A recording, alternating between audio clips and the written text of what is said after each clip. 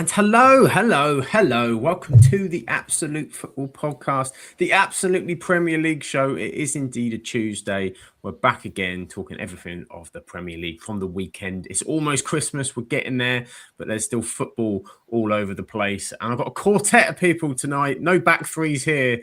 We've got a solid back four to talk us through everything that was going on. A man to my left. We won't spoil what he's going to talk about, but he's a happy man, I'm sure. And how are you doing? How's your week been? It's been absolutely fantastic, I've got to be honest. Absolutely brilliant week so far. Wonderful day on Sunday. Wonderful day yesterday, rubbing into all my Newcastle friends. And all good. Living the dream. And how's the Christmas preparations going? Are you a last minute present man, or are you all sorted? I'm a bit of both, so I've got like little bits to do now. Like it's more like stocking fillers and stuff now. Like now I went out yesterday and got like all the gift cards and all that, all that palaver, because I'm at the point now where I've got like nephews who's like 12, 13 who's got everything and he just wants money. So it's like, oh, that's easy. But it's like getting like, a gift card this time, there's like smellies to get and all that. But apart from that, I'm all good, yeah. Smashing it through. Of course, we've got the wonderful Heather's with us tonight as well. She's been travelling up and down on the football because of the joys of a Monday night football. Heather, how are you? Shattered, quite honestly, but other than that, all good. Living the dream. And how's your Christmas shopping going? Are you ahead of the game, behind the game? Are you last minute? I don't actually have that much to do, so I think I'm on track, really. I think you're smashing it. Good to see. And of course, the wonderful Rebecca is back with us today because Accrington have kindly not put any fixtures on a Tuesday for a week. So we've got the advantage, which we know what that means come the end of the show, but we won't spoil that grand encore. How are you doing, Rebecca? I'm very well, thank you. Yeah, they've decided, let's not play Tuesday, let's play Friday instead. So I got a lovely long trip to Cambridge ahead, but no, very well. Semester 1 of year 3 of uni is now complete. Submitted my assignment, so yeah, everything's looking good. Can have a bit of a relax over Christmas. Fantastic. Oh, smashing it. And how's your Christmas shopping going? Are you ahead, behind? What's the gameplay? I think mine's virtually all done. My brother's gift got delivered the other day, which that was one I was more stressed about because Argos decided to tell me they had it, then cancelled it the day before I was going to collect it. But we found it somewhere else, so we're all good. But yeah, I think I've just got one more that I need to get, which is my grandma's, and then we're good to go. Smashing it. There we go. The road to Christmas is well and truly on. And it's not just us as well. Graham's joined us already in the chat. The wonderful Graham is with us. Hope you're doing well, mate. Do let us know if you're in the chat and you've got any comments, opinions, if you've got any match reports on the Premier League this weekend. We're here to hear them. But shall we crack straight into it? And where shall we begin? Where could we begin? Well, rumours were there was a derby this weekend, a derby we hadn't seen for a little while, an excitable derby. Am I getting this right? And it has to be called the Weir Tyne derby when it's Sunderland. When we're at home, it's the Weir Tyne derby, yeah. There we are. Look at that scoreline, big and bold at the bottom. I'm just going to get a print screen of that wherever there's 2 seconds. There we are. There's a Christmas present for someone, all sorted. There's only one man to come to. And Sunderland won, Newcastle United 0. How did that make you feel? Oh, I mean, on top of the world, to be fair. I'm glad you mentioned before it was a derby somewhere, the start and the other, because I think Newcastle may have forgot that it was actually a derby. I've never seen a worse performance in a derby that they did. I thought didn't think we were brilliant, to be honest. I didn't think, I think we, our final ball was a little bit lacking. We kind of put the crosses in a little bit late. But I've honestly never seen, and this is supposedly a Champions League side. They're in big trouble, Sam, I think. I've got to be honest. Like, looking at stuff that they've come out with today with Eddie Howe, like kind of saying he doesn't know which team's going to show up. Like, well, you're the bloody manager. You meant to. Just, I think, everything in the game, I thought we showed up. We wanted to win every tackle. We wanted to win every header. We wanted to win every second ball was us. Everything that we had, they didn't. and they had so many players who had off days. Like Anthony Gordon for one, just spent the day trying to run the ball out of play. Anthony Alanga, 55 million quid he cost, and he was absolutely rubbish. I thought Bruno Guimaraes was the only one really who showed a little bit of fight and determination, and even that wasn't from him. Sandro Tonali, who's apparently the best holding midfielder in the world. No, he's not. And it was just pure from them. And we just, we ended up just because we had that fight and that desire and everything, we eventually got a goal, which, yes, it's an own goal. It's a wonderful finish. Don't get us wrong from Voltemade. But I think he got confused because it's probably the best cross that came in for him for the last month and a half. That's probably why he's like, oh, what do I do with this? Buried it. It was just absolutely crazy celebrating that goal. For us to have that moment was brilliant. And then you're expecting them to come at us, and they didn't. And there was just nothing. There was nothing from the game itself. Like I've watched it back, and nothing much happens, does it? Because it's just they defend well. We obviously defend really well. They're defending well. We don't really cause them that many issues. But we ended up getting the goal and just said to them, right, see what you've got, and they had absolutely nothing. If I was a Newcastle fan, I'd have been furious. That was us on the other end of that. We were on the other end of that a couple of years ago, but we had excuses because here we were in a different league to them. They were a Champions League side coming to the Stadium Light. We had Michael Beale, so it was always going to end up in tears. And we were poor that day, and they were good, and they got over the line, and they had the photo taken of the fans and all that palaver, and we managed to recreate that on. I think I just made a word up there, recreate.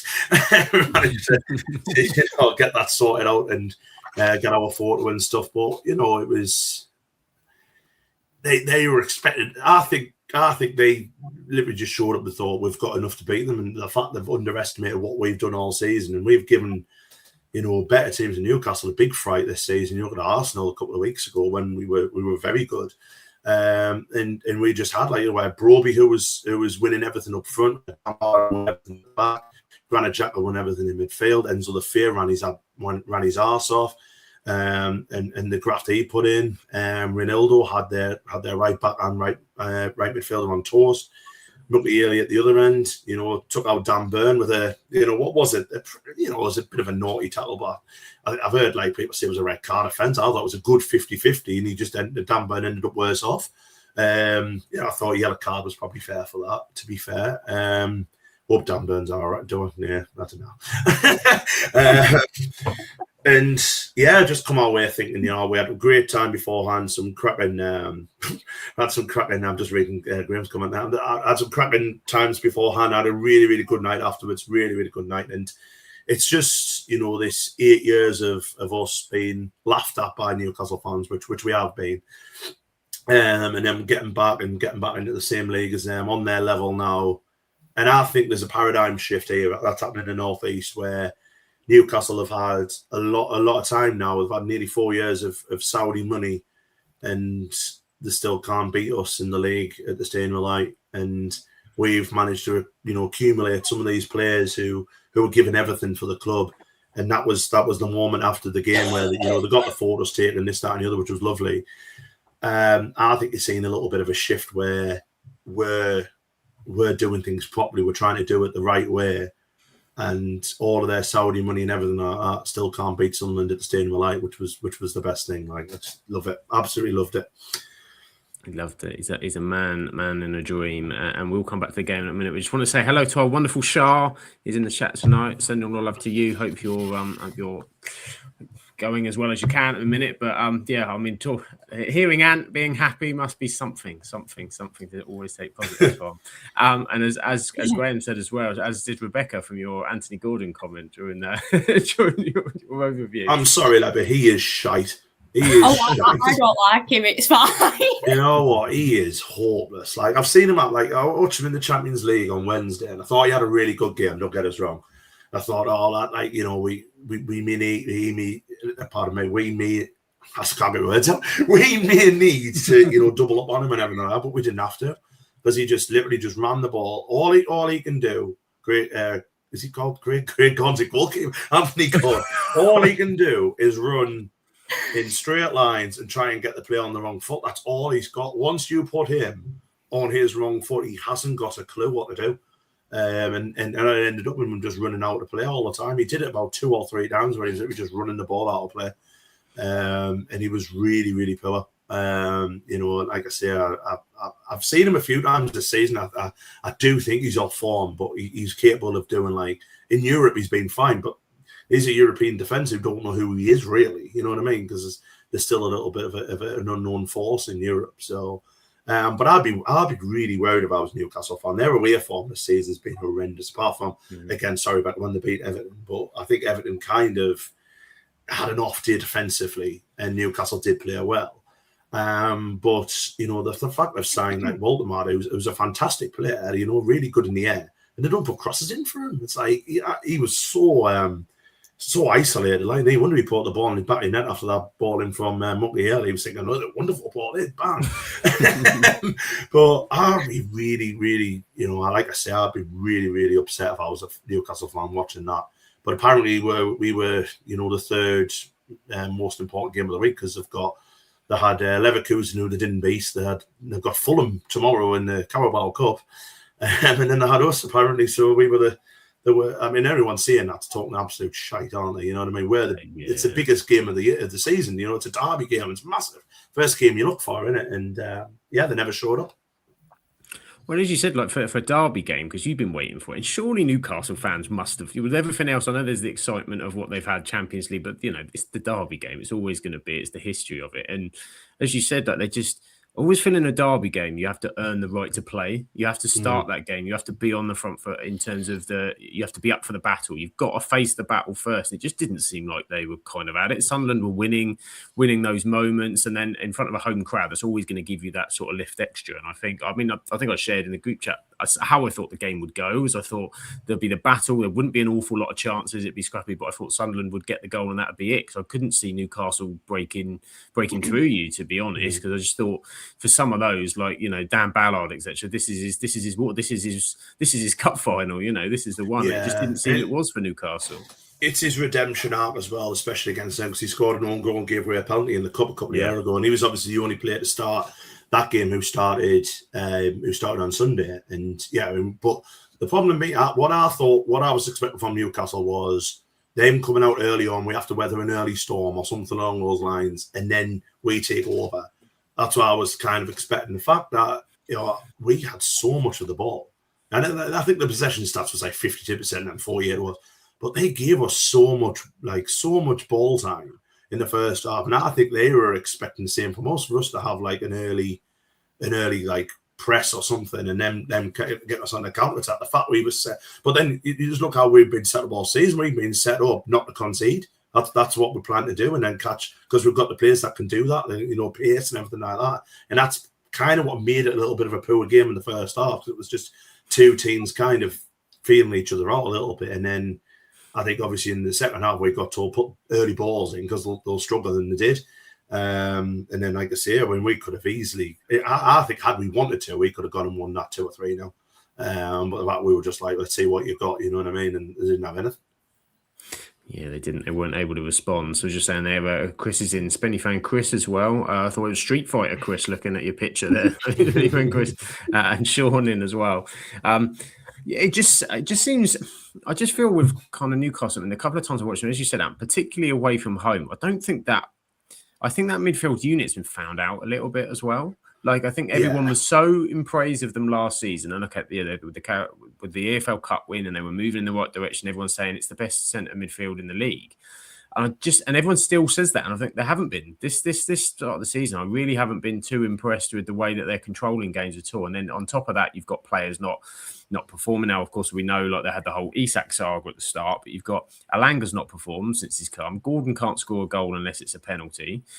Even Jacob Murphy was excellent last season. He's kind of at it at all. Harvey Barnes has been the only one who's really kind of been popping up recently, but not always the most kind of consistent either. And they just seem like they're in a bit of, as you said, a bit of a flux. And they're still in the Champions League. They get to the latter stages of that, and their head's going to get turned there. I really don't know what to expect from Newcastle this season, because we were saying the other week the way that Villa came through the league and responded. We haven't had that. We had moments from Newcastle. I think they had a good result. Sorry, Rebecca. Everton, the other was it Everton? Yeah. They played well at. Yeah, that's about all I've seen. And they beat City at home as well, didn't they? They beat City 2-1 at home. You kind of just expecting this, as you said, this kind of turn where that's normally happened with them, hasn't it? When they've had bad results, they've went on a 5-6 game winning run or something, and then all of a sudden they're back in amongst it. I can't see that. If this on Sunday doesn't kick them up the arse, nothing will, because they were well beaten by the local rivals who've, like I say, just newly promoted. The fact that they laughed at us for 8 years and stuff, and we've got our own back now. And I mean, there's no like I said before, there's this like paradigm shift. There isn't a gap anymore between Newcastle and Sunderland now. We're proving it off the pitch because we're doing it properly and we're signing some very good players, and we proved it on the pitch on Sunday. The time they got now laughing at us is gone. You know what I mean? They might beat us at St James's Park in March, but we'll always have that on Sunday. We'll always have that till whenever. When 8 years of suffering and what we did, and they all laughed at us, and they had plants in Newcastle fans going to weekends when we were in League One, like people with Newcastle tops on and all this palaver, and absolutely nobody strikers doing the Alan Shearer celebration. That's all gone now. That got eroded on Sunday, and we literally rocked up and just taught them a lesson, really. And what worries me, what he said today, if I was Newcastle, I'd be so where he said, I don't know what team's going to show up. That is obviously a motivation problem. And the fact he's disagreed with something Bruno Guimaraes said, I can't get my players out here, is literally like, I'd be so worried. Like, I'd be very surprised if he sees the season out the way they're going, to be honest. Because, I mean, they've got to qualify Champions League next season because PSR is going to kick them in the arse, innit? And I honestly think, and I don't think we've got a chance of qualifying Champions League, don't get us wrong, but I would be saying, if I was Newcastle, I'd be saying they've got a better chance than what Newcastle have. And we won't qualify here, of course we won't. We might finish top 10, but but no, you're right. And but as I said, I've gone on about how bad they were. We were brilliant. We were excellent. Like, defensively sound, as I said before, Ballard was superb. I thought Mucky Early was absolutely outstanding. Robin Ross came out and collected everything. This is a young goalkeeper who, has only played a handful of games before he signed for us. He was superb. I think the manager got his subs right. I think the manager was brilliant. The fans were absolutely amazing. Every single, the noise was outstanding. The T4 beforehand, all of that, everything. The fact that we completely completely shit-housed them with not putting the name on the visitors, scoreboard. Had visitors. The fact that the scoreboard that they could only see wasn't working, which the fact that the stadium announcer didn't announce their team. It wasn't working when we were there either, I don't think. No, I think that one was working. The one that when you played us, that one was working, but the one that they could see wasn't working. So it was all at the stadium. Announcer didn't announce their team. A lot of stuff was like kind of it was proper shit hours, and then we did it on the pitch for them as well, just shit hours them on the pitch, off the pitch, and everything like that. So yeah, really chuffed. Like I say, as much as they were bad, we were great. I don't want to go on about like how bad they were, but we were excellent, and we fully deserved that. Fully deserved that 3 points, and we deserved that moment at the end. It was really, really nice, and the celebrations went long into the night, I can tell you that. I would expect no less, sir. I'd expect no less. And Graham says, Labris, manager of the season for me already. Stop the count, he says. Stop the count on that one. And our wonderful Jen is in the chat as well. Hope you're doing well, Jen. Lovely. I mean, the Briss won't get it because it'll be Pep or Arteta or whoever wins the league. But he's got to be in the record. Yeah, he's been amazing. If it finishes, I mean, as you said, it's difficult where there's so much to go, and you can foresee that some of them may be slipping. But if somehow you end up in this, there can't be be any. Do you know what I mean? I don't think we know it always goes to the person that's top, which makes it pointless. It should be a completely different trophy for something else. But yeah, what he's done is kind of absolutely incredible. Yeah, and you've got to think with what they've done. Obviously, he doesn't have much say in signings, but he wanted Enzo the Fair, who we got, and I think he wanted another one of the. I think it might have been Mucky Haley, who he wanted in the signing for him. But the fact that we made that many signings and he's gelled them very, very quickly into a very good side, and even like the likes of Bertrand Traore, who we were like, oh, he might be a squad player or something like that. I mean, he's been excellent. He's gone right under the radar of how good he's been, and obviously they've all gone off to the AFCON now.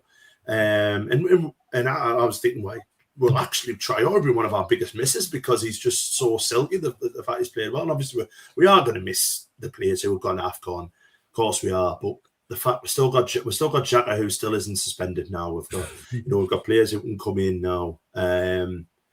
And yeah, I think we'll be absolutely fine. I mean, we were told December was going to be our hardest month, and here we are with 4 points from 3 games. So there we are. Smashing it. It's all going swimmingly. It's lovely. It's lovely for Sunderland, not so lovely for sure for Newcastle. Rebecca, Heather's disappeared, so we might have to switch the games. We were going to do because we might need her for that one.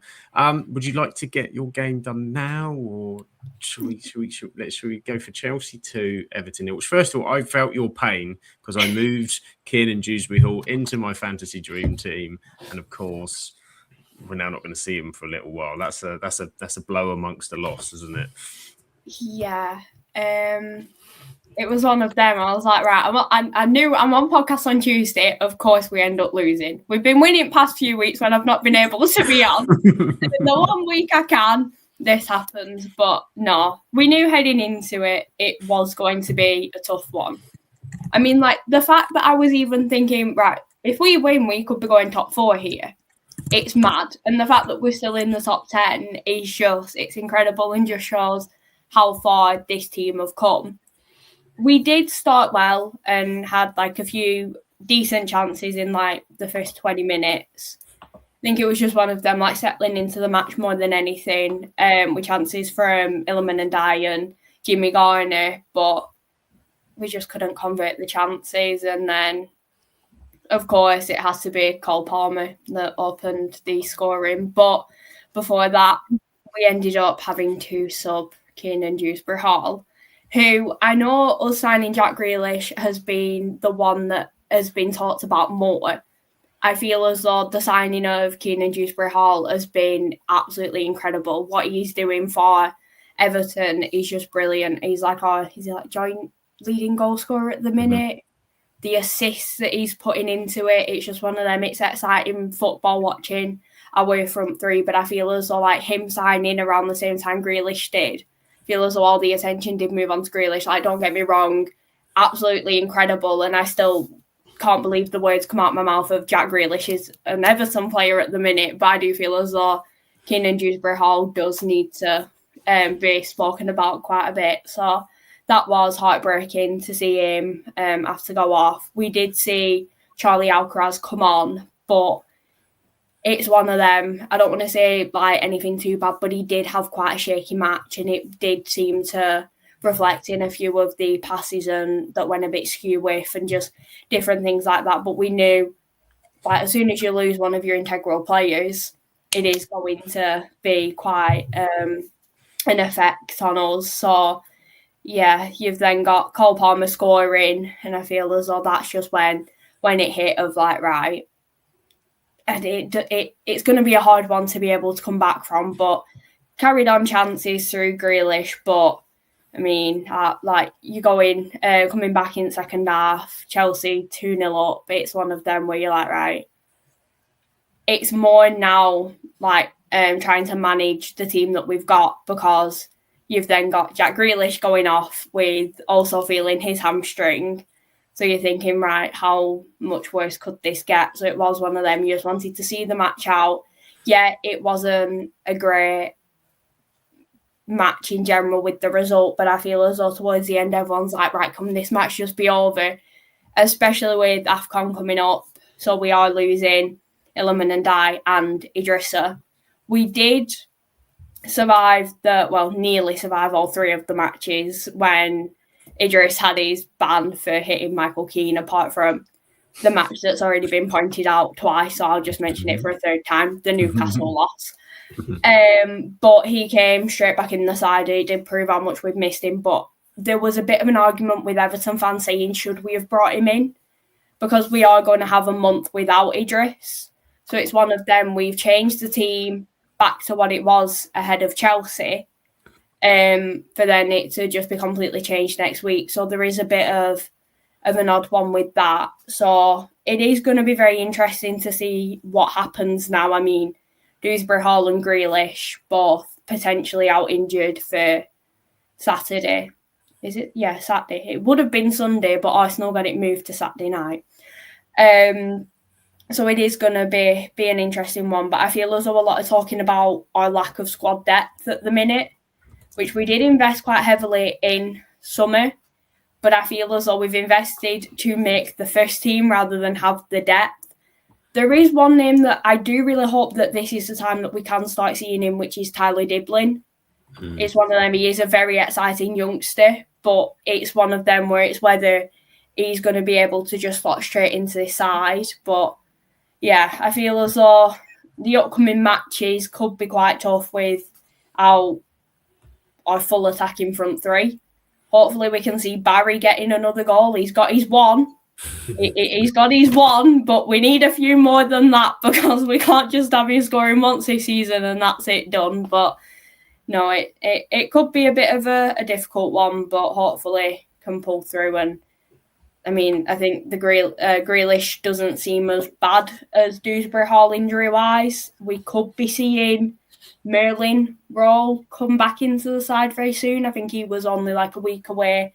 Branthwaite could be coming back into the side as well. So we do have little bits of hope at the end of this, but it's just one of them where the injuries in AFCON have come at the worst time because they've just come together.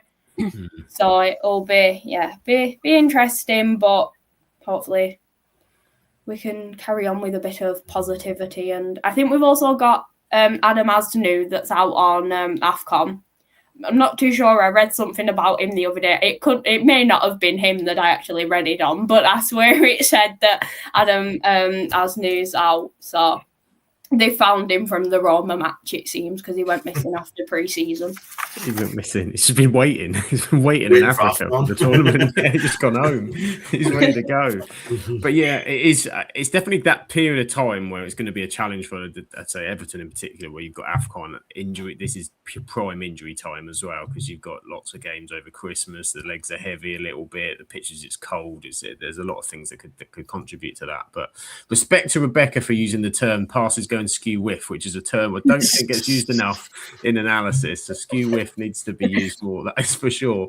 But just as Richie said on Tyler Diblin there, Rebecca, because obviously Southampton fans are sort of, what's going, they were really high on him, really sort of hot on him. Do you think it is just a development thing and the fact that you've been and Dye and Grealish are just leaps and bounds ahead? Yeah, I feel as though like when you look at the goals that have been coming and the performances that have been coming from our front 3, it has been really hard to even try and get a look in because you always know the first 3 names on that team sheet are going to be them 3 when fit and not suspended like Dewsbury Hall was. But it's one of them. It is a tough one for Diblin. He has come into the side at a good point. He's come in the rebuild of looking at the future of Everton as well. But with him being such a young lad, it is going to be one that he has to, I think, try and break through. But I feel like now could be his chance. You're looking at the players that are out. If he can prove himself in this bit, then we could well have him knocking on the door to start trying to nick these places if a player is to drop in form a bit. But it's such a tough one for him. But I do feel as though like I was excited when we signed him. Thought very promising youngster that we're looking at, but he's just not. I think he's played in the cup. I don't know if he started or came on against Mansfield. So it's one of them where hopefully just I know it's again such a tough one because you're throwing him in deep end of Arsenal on Saturday. but you've got the home crowd behind him, and we all know what Everton fans are like. As soon as a new young lad steps on the pitch, they are all behind him and will continue to support him. We've seen that with Barry. It's one of them. None of them turned and they kept chanting his name, even if it took him till mid-season to get his first shot on target. But it's one of them where hopefully we can start seeing the younger lads break through, and Diblin be one of them. Once upon a time, you had a young lad, Rebecca, who stepped on the pitch against Arsenal as a very young player. Wayne Rooney, I think his name was, and had a moment, I think. So maybe it's Tyler Diblin's time against Arsenal. Do you think Dibbling possibly looks so promising and good because the rest of the Saints team was so rubbish last year? Or do you think he genuinely is? I think some of that, to be honest, personally. I think Saints-wise, probably they used him more than they would have expected or wanted to, I think, because they just didn't have any other options. And it was, let's be honest, when he was kind of getting the ball, that was the only plan, was just kind of, just run, lad. Just run and see what happens. So probably. But I think, I said Rebecca will answer from Everton's perspective, but Ndiaye is just excellent. So, he's not going to knock Ndiaye out the team easily, is he? Yeah, I do feel as though there was a bit of everything with the signing of Diblin. I mean, it was one of them. It took a while to get it over the line as well, because I think we put an initial bid in, it got rejected. We put in, I think it was 30 mil, so I do feel as though there is a lot resting on his shoulders. But then, like you said, in the Southampton side he did stand out quite significantly. But, I mean, watching him with England under-21s as well, he is a very talented player that, again, he's just at the start of his career. He is a very young lad, so I feel as though it's just a wait and see, because he does have the talent, he does have the mentality to break through. But like we said, Illerman will be, you're not getting past Illerman and Ndiaye at the minute. So with AFCON, it could work in our favour. So fingers crossed, Saturday will be a decent one, but it's a wait and see. Which country does Ndiaye represent? Senegal. Oh, there's probably going to go fairly far then, aren't they? Yeah. This is the weird thing with AFCON, isn't it? We're all looking at teams going, I don't want my players' team to do well. Normally, you're behind your players, aren't you? When it gets to the summer tournaments, you're like, oh, God. I'm watching Cameroon going, if Anana can have an absolute stinker and they get knocked out in the groups, I'll take that any day to get Mbumo back. Oh, same.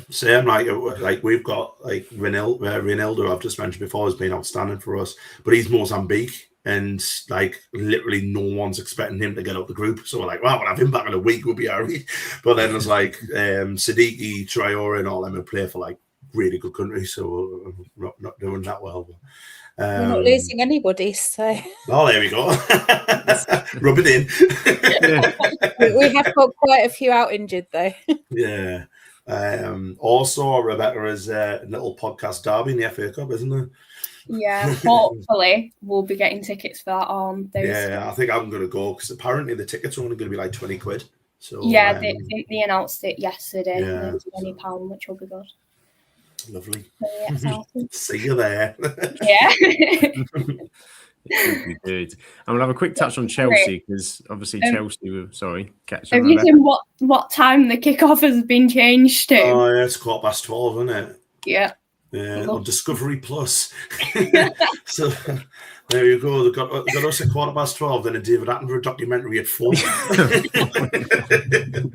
What an afternoon! What an afternoon of viewing. Absolute cracking. And on Chelsea, so Rich was saying Chelsea have so much pace. Just want to sort of touch on. Did anybody catch the Maresca interview where it was the worst 48 hours? The worst 48 hours of his Chelsea career in a dig at. I don't know what you thought, and I thought it was a dig. He started to go at media fan zone, and then he was like, but not the fans. And they suddenly realised I can't put the fans. It's something's gone on. Yeah. It's an obviously clear dig at the owners, isn't it?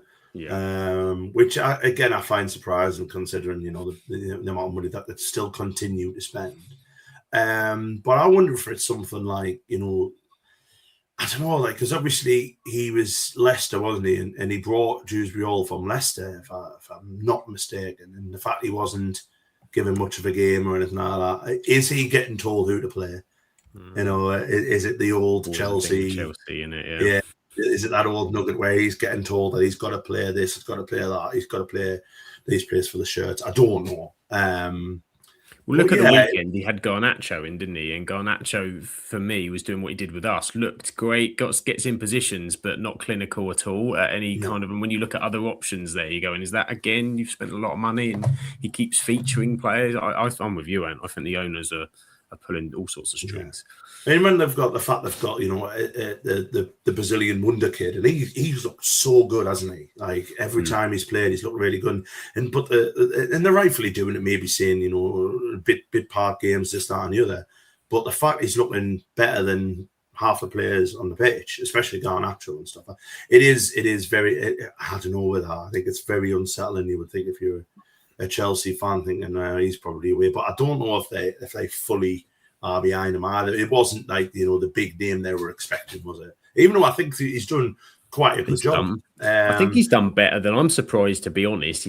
He's still, we all said last season that's a tough gig, and then he went and won the Club World Cup, I think, and I think that shocked the owners a little bit. Yeah.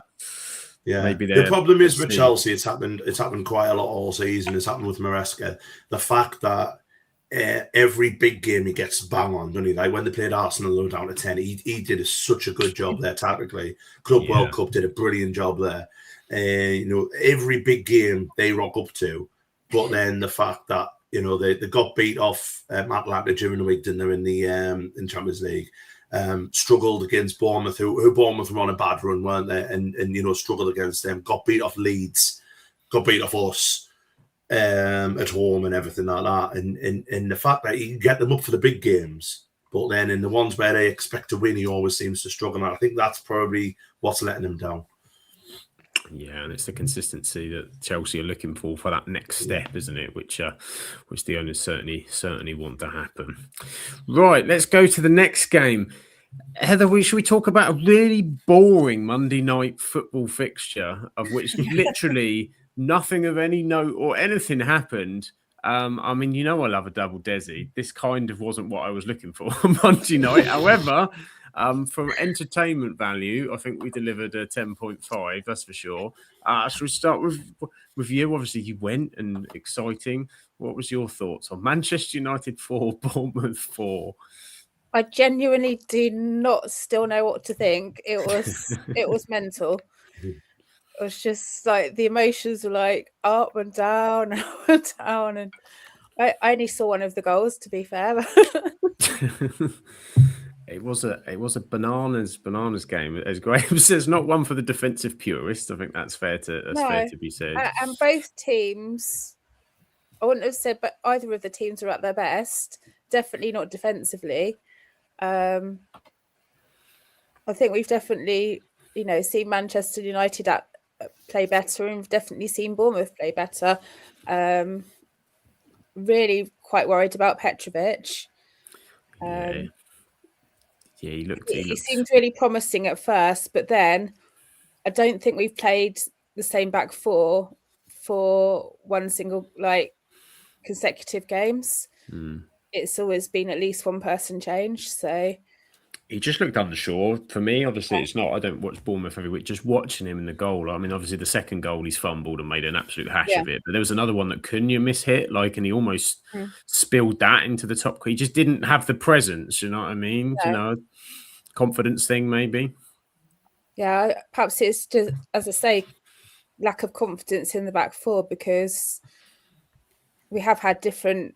Obviously, we sold the entire back five. And we have got replacements, but one of the better replacements is now out injured for 2 to 3 months, and he just seems to keep trying different things. It's certainly entertaining for us being there as well. Although we, as I say, the emotions were up and down. My heart rate was through the roof.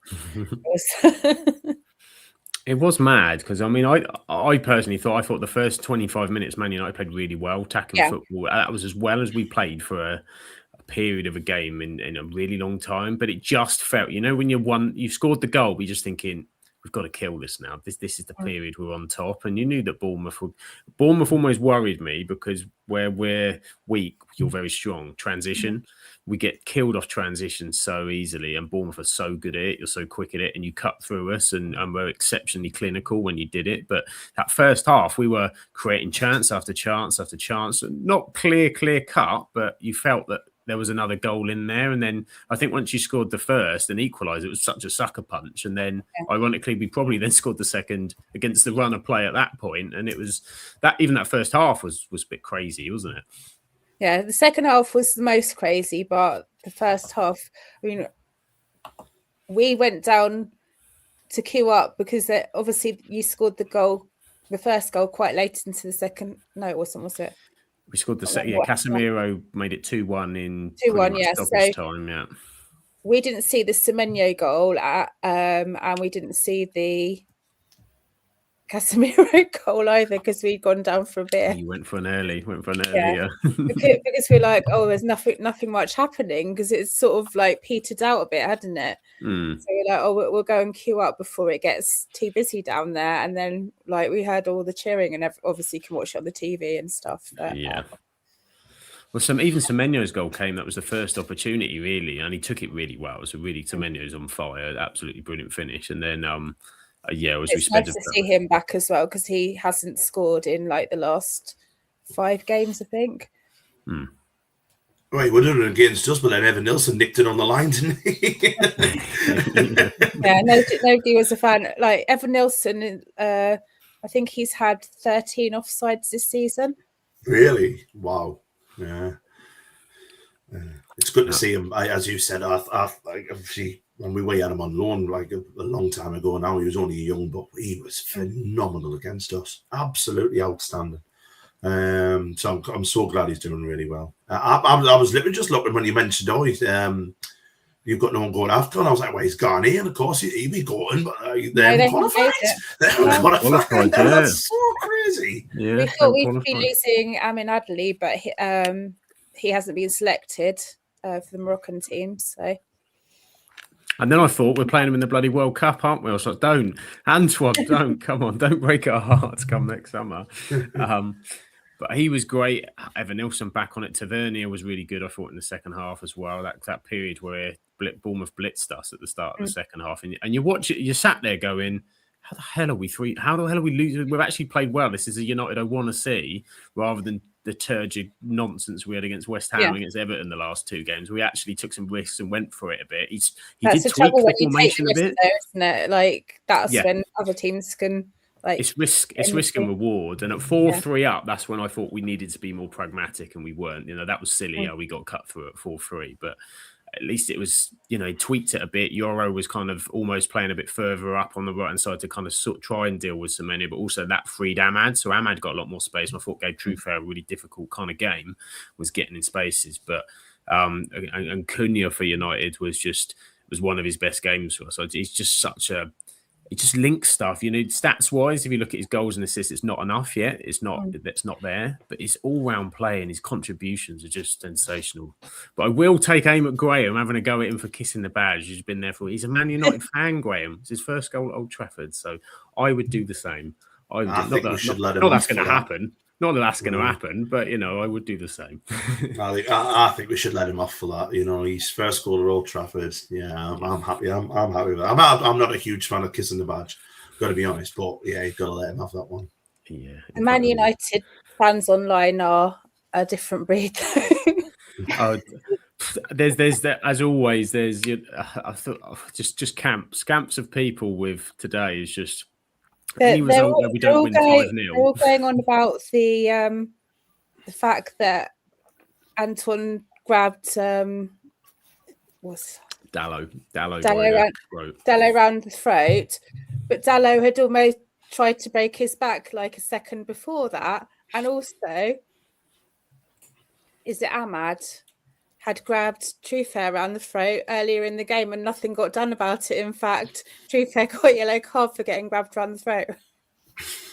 Yeah, I think the reason being with the Semenyo one was because as like everybody with your own club, you remember when it goes against you, Yeah. didn't it? So everyone went to the Casemiro one where we had against Palace. So it's like, for me, they weren't the same anyway because Casemiro's was a full throttle job, and I think it was kind of a.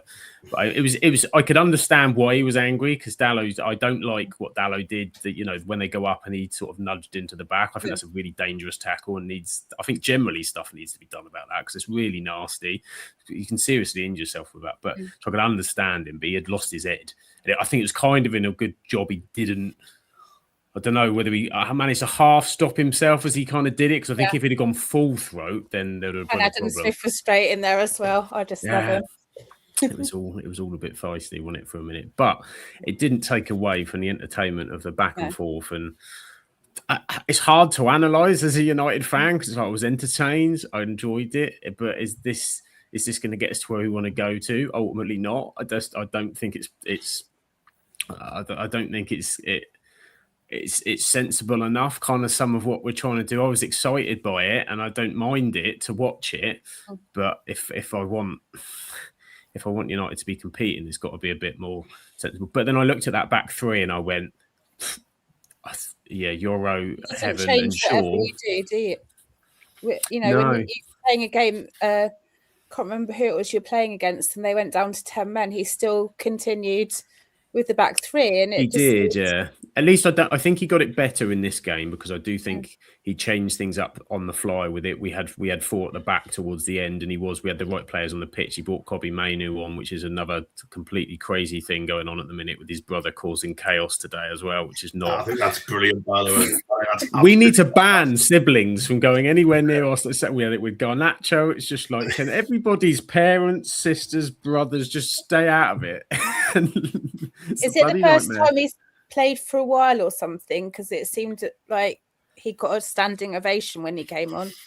It's because United fans feel he's not getting enough minutes because he's our wonder boy, isn't he? And Amorim keeps saying no, he's not. He's not kind of ready. He had a bit of a pop earlier in the week. It got mentioned, and Amorim's getting fed up with getting answering it, so he's getting quite pissy in interviews about it. And he had to go basically at all of our academy kids out on loan, which did not go down well with the fan base at all. You don't go at the kids, He had to go at Harry Amass as well, who's been Sheffield Wednesday. Sure, he's been not their best player. Is their player of the season there? Poor lad, got absolutely thrown under the bus just because he got fed up with dealing with Kobbie Mainoo. So I think that was it, and they saw it, and the fans are trying to send the message, I think, to Mainoo that we love him and that. To Amorim, we want to see more of him. That's kind of the message, I think. And the only time he ever comes on is, when Casemiro's got a booking, which does tend to happen often.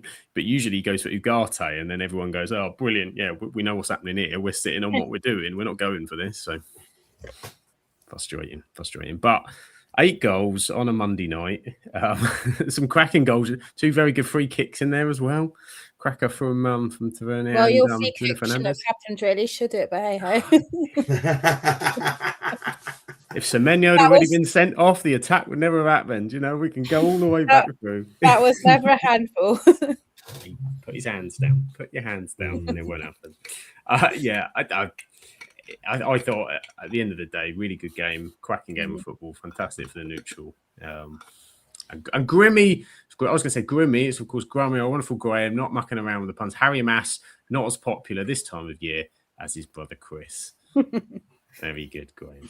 Very good indeed. Did you guys... Chris Amass. Chris Amass. Chris Amass. Chris Amass. Chris Amass. It's a Chris Amass. Sounds like Gino De Campo's saying it, doesn't it? Chris Amass. Gino De Campo's Christmas puddings. Cracking. And Rebecca, what did you make of that game as the neutrals? Because that's kind of what that game was for, really. I mean, I was watching darts. Oh, Rebecca, come on. Outrageous. Rebecca was watching someone trying to put a flame out with his hand and then punching a table. Oh, that was brilliant. That was the afternoon session. I was at uni watching that one. Yes, I'll be honest, I did watch darts. I did keep an eye on the score, and we were very shocked when it was happening, but we had Dirk van Dijven on board on the darts, so we were a bit distracted. Dick Van Dyke, did you say on the darts? Van Dyvenbode. Oh, I was going to say that bloke's just turned 100. That's pretty impressive. 100 Is it the years Ali old. Pally? Happy birthday, Dick Happy Van Dyke. birthday, Dick Van Dyke at the Ali Pally. There's a 71-year-old that's made it through. Oh, Paul Lim. Paul He's a Lim, legend. Yeah, that was brilliant. It's quite Limbs. interesting. Absolute limbs. Bless him. Bless him. There we go. With absolute darts. Who knew? Who knew? I watched bits and pieces of it because I was also channel hopping and I was also watching a little bit of the darts. But I thought it was one of them games where you just didn't want end, wasn't it? I would be a little bit disappointed if I was either team's goalkeeping coach because Heather mentioned it before. I do think I thought Pep should go there. I remember we were in for him in chose Bournemouth over us, and we ended up getting Robin Ross. And I thought, you know what? Like I thought he was Chelsea's best goalkeeper last year, and he was playing like he got a few times, but his concentration seems to sap. You know what I mean? He seems to kind of like drift in and out of games. I noticed that when they played us, he kind of gets like distracted by things. Yeah, like, what's going on? He goes through little wonders, doesn't he? Yeah, he does. Yeah, I don't know if that's a foreign thing or something, but yeah, I thought he was poor, and I actually thought Le Mans was quite poor as well. I think he should have one of his worst games. Yeah, like I know that Tavernier's free kick was a nice free kick, but you know his wall was in the right place. It went to the side where his wall wasn't. He should be safe. For me, he should be saving that. I think it's a great free kick, don't get us wrong. But I would be disappointed if my goalkeeper didn't save that. He reacted too late, didn't you? I think they showed him the kind of when he made that jump, it was too late. He didn't have too late, yeah. Wrong, I will say though, in stoppage time, he did save them with two excellent saves. The second one from Brooks, I think from when he cut him was a great save. I think the first one just hits him, doesn't it? First one's at him. That header was incredible where he's like yeah, he did so well to get something onto it, didn't he? And I think like it just kind of, to be fair to Lemons, he kind of puts his foot out, doesn't he? Because he knows his hand's not going to get. That's quite a good save. But I think the one after that where I think Brooks like cuts in, doesn't he? I think that's a phenomenal save. Got to be honest. And it's hitting like halfway up the leg as well. He's had to properly get up there to block it. I thought he would not completely redeem the game, but it saved us. Yeah, that's a save Nana wouldn't have made in the last minutes. We'd be talking about a 5-4 Bournemouth win, I think. Yeah, definitely. But yeah, great game. You know, I think. Like I say, I think both teams probably going away for a feeling a little bit disappointed in all three. But had there been a winner, it would have been, I think, a bit harsh. You know, I thought both sides were excellent. I think it's good to see Bournemouth getting goals again. You know, because obviously I know you're going a little bit of a difficult run, Heather, but I think you'll pull it away. I think you'll get some once you get injured players back. I think you'll be fine. And as you mentioned before, with no players going AFCON, you know, you're going to have a full strength squad once you get the injured players back. Yeah. So you're playing teams who are going to be short. So I think you'll be fine. And yeah, United just continue to.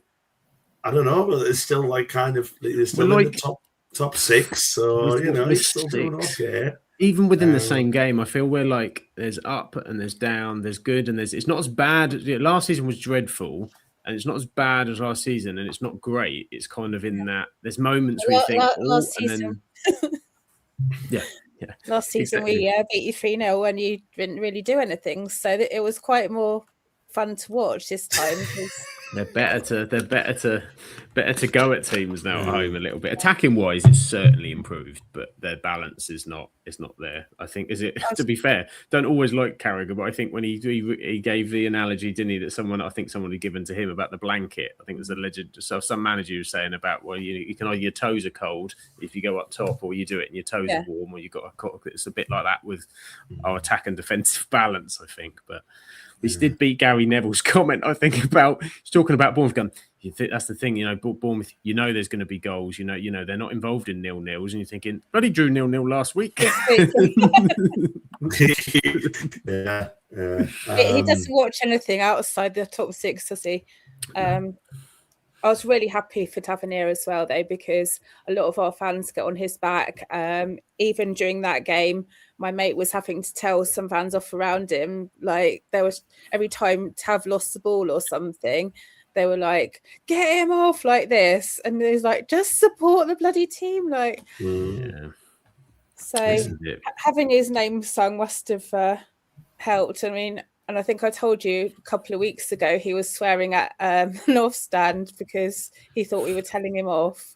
So I think hopefully this has like helped get him back on track.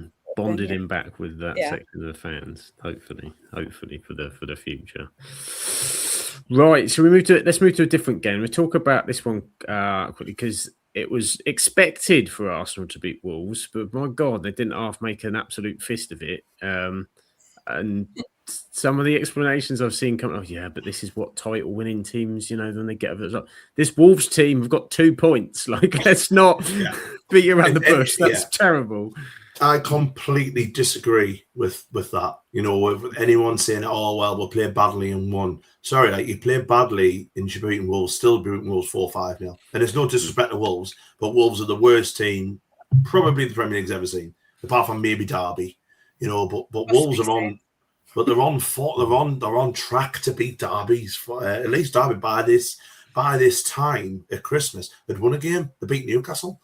So, at least they'd actually done something. And I think you're absolutely bang on. Good sides, you look like what Man City have been doing lately. Good sides do play badly, but still put goals past teams. I mean, the fact they scored 2 own goals. Arsenal didn't they? I think all the goals scored were by Wolves players. Yeah, all the goals scored by Wolves. They did not play well at all. I was absolutely fuming because I captained Gyökeres. I thought he's going to score a hatful. That didn't happen. Then Haaland, who always captain every bloody week without fail, scored twice against Palace. But that's what I went with Saka, and originally he didn't get that assist. I was thinking, what do you mean? Surely he's got a good point. Yeah, exactly. Yeah, because you don't get assist for an own goal, do you? It's weird. Yeah, but they did in the end. Yeah. But what do you reckon on Gyökeres, Am? What do you think? Because he's been really. I think at first everyone gave him the benefit of the doubt, and that he should be bullying teams like Wolves. I'm a bit worried for him because I get the feeling that Havertz is on the way back. Jesus came on the other night as well. If he doesn't start scoring, those two offer way more to Arsenal than he does at the moment. I think it could be a problem. And I really like Gyökeres. I think he's a really, really good player. I thought he was, by far and away, when he was currently the best player in the Championship. But it's one of them things where he was bought on that hat-trick against City, wasn't he? Like last season. But you thought that would be literally the final piece in the jigsaw puzzle for Arsenal to be invincible. And, they were always lacking a proper good centre forward, and he does do a lot off the ball. He does, brings a lot of players into the game. But you have also got to score. You're number 9. You've got to score goals, and that's an ideal situation for him. And he's just come back from injury, against Wolves. Go and get a couple of goals, get an assist or whatever, and he hasn't done it. And is he all right there? They've got Jesus to come back. They've got Havertz, who did really well there, didn't he, last season? But also, I think Marino's done a fantastic job up there. I really do. He gets goals. He gets all types of goals. Gets good headers. Good. I think he's a good striker. To be fair with Marino, and I think Marino probably, when they're all fit, will probably get the nod. Just because of how well, and it gives Arsenal the chance to play Eze, Odegaard, and all that, with Marino doing that business for them up front. And it's a strange one, and he's got to start scoring goals very, very quickly. Otherwise, I think he'll be going down as a flop. And I think he's better than that. I've got to be honest. As I say, going back to it, title winning sides don't beat Wolves 2-1. They do what City did. They go to Crystal Palace, who are a bloody good side and a really good team at home, and just annihilate them. That's what title winning sides do, especially at this time of year as well, because there's no excuses now. We're 15, 16 games in. You've got to be clicking now. You have got to be. And you know what City's going to do, Sam? By January, they'll go on a run. They'll run when they do 10, 11 games in a row. And Arsenal have got to be prepared for that. I think we'll talk about the City game at the same time, because I think the two kind of dovetail into each other nicely at the moment. But I think Pep is quietly rubbing his hands together there. Quietly. I mean, he won't say it, and he'll love it because he can peg Arsenal as favourites. No, they've been better this half of the season, etc. But he's 2 points off of them. You know, you've got Haaland absolutely smashing it. Foden now looks quality in there. They're picking up some, 3-0 win at Palace is no joke. Like, that just proves where they're at. And Pep, they know how to win a title race. And Arsenal we've seen the shakes, and we know at the moment defensively they've got some changes, but we were told that this squad was enough. The squad was enough to cope with it. And there's a couple of shakes. I mean, we said Villa last week, you can sort of run that off, but this one would be worrying. And then, if Rebecca's guys do the business against them at the weekend, then there's going to be some serious pressure because, as you said, you can see the City run, can't you? You can see it coming. There's every chance Everton will beat Arsenal on Saturday. Everton have been so good at the Hill Dickinson. If you only lost there once this season, that was Newcastle. Why? Because we got beat off Tottenham as well. Tottenham, yeah. But, Tottenham have done better away from home. And then, obviously, the Newcastle. I think the Newcastle was a freak of nature because I thought Everton can't be that bad again. And Pickford didn't have a good game. And when Pickford doesn't have a good game, he's best goalkeeper in the league, isn't he? He made mistakes, but I would. For me, if I'm to hang my hat on a team who are going to win the league now, I would say City, just because of how good I think they will come in after January, and I think Arsenal may need a signing, just maybe another centre half, because Gabriel's out injured, isn't he? And Saliba's just come back. I think that's where they're struggling a little bit, but it'll be interesting. And we've got to put Villa in that as well, because they're on an absolutely fantastic Kathy's here saying Villa only 3 points behind, and they should beat United. Might beat United. Kathy Gognito's gone in early there. Yeah. But I mean, to be fair, if it's a three-way horse, we know who we're all backing. We're definitely on the Villa train across the season. 100%. Yeah. Yeah.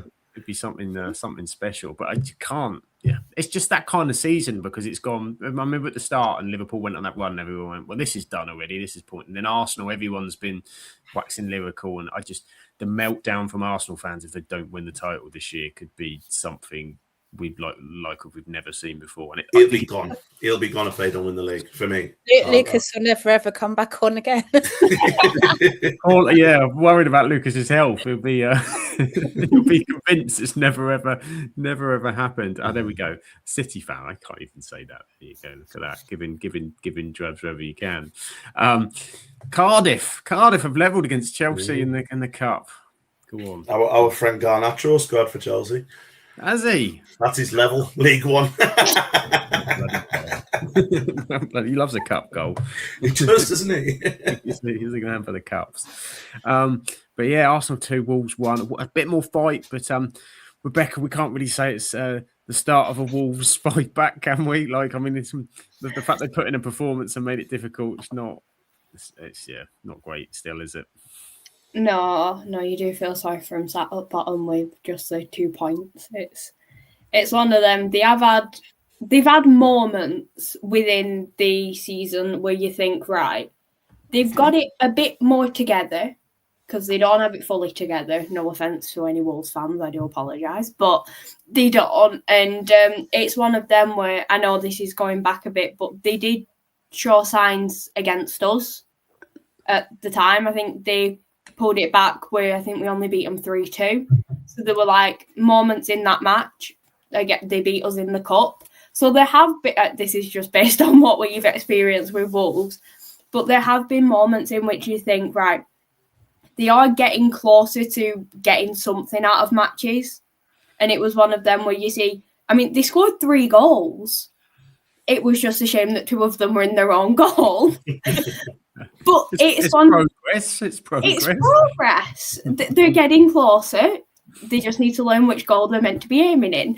But it's one of them where there are moments where you can see them starting to think right, things could be starting to gel, things can be going forward. But then it's the 1 step forward, 18 steps back of right, well, they think, right, this bit of play is working, then it just goes the other way. So it's one of them. It is quite a sad time for Wolves. My main question is the manager. Why on earth did he ever leave? Where was he at? Middlesbrough? Why did he leave there to do this? Because it's just gone downhill since It's just Rob.